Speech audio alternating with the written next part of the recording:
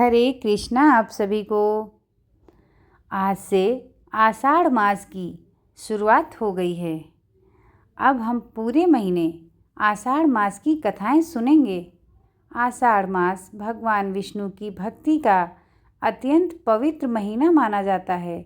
इस महीने प्रातः स्नान, पूजा दान, व्रत, तुलसी की सेवा और भगवान का नाम स्मरण करने से पाप नष्ट होते हैं, मन को शांति मिलती है और जीवन में सुख समृद्धि आती है। सच्ची श्रद्धा और अच्छे कर्म करने वालों पर भगवान सदैव अपनी कृपा बनाए रखते हैं।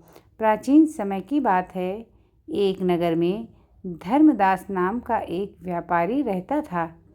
वह बहुत धनवान था, लेकिन उसे भगवान की भक्ति में कोई रुचि नहीं थी। वह केवल धन कमाने में लगा रहता था। उसकी पत्नी बहुत धार्मिक थी। वह रोज भगवान विष्णु की पूजा करती, व्रत रखती और गरीबों की सहायता करती थी। एक दिन आषाढ़ मास शुरू हुआ। पत्नी ने अपने पति से कहा, यह महीना भगवान विष्णु को बहुत प्रिय है। इस पूरे महीने स्नान, दान, पूजा और भगवान का नाम लेने से जीवन के सभी पाप नष्ट हो जाते हैं। लेकिन धर्मदास ने उसकी बात पर ध्यान नहीं दिया। उसने कहा, इन सब बातों से कुछ नहीं होता। कुछ समय बाद व्यापार के लिए वह दूर देश गया। रास्ते में भयंकर वर्षा होने लगी। नदी में बाढ़ आ गई और उसका सारा धन बह गया। किसी तरह धर्मदास अपनी जान बचाकर घर लौटा। अब उसके पास कुछ भी नहीं बचा था। पत्नी ने उसे समझाया, यह समय भगवान की शरण में जाने का है। आषाढ़ मास चल रहा है। भगवान विष्णु की पूजा करो, दान करो और सच्चे मन से उनका स्मरण करो।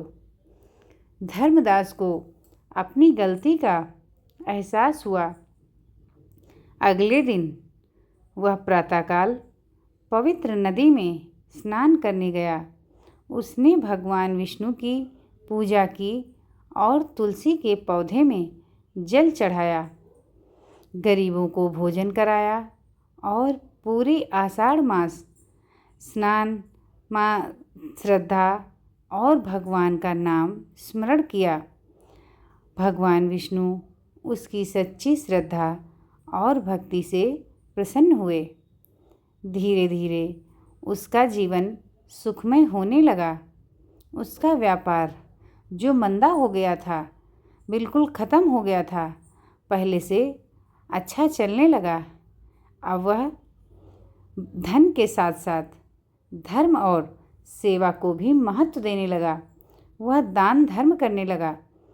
ऐसे ही जीवन भर उसने आषाढ़ मास में स्नान, दान, व्रत और भगवान विष्णु की पूजा की। अंत समय आने पर भगवान विष्णु के दूत उसे अपने धाम ले गए। तो बोलिए भगवान विष्णु की जय, माता लक्ष्मी की जय। ऐसी ज्ञानवर्धक कहानी सुनने के लिए अध्यात्म और ज्ञान चैनल को लाइक और सब्सक्राइब कीजिए और कमेंट में श्री विष्णु जरूर लिखिए। धन्यवाद।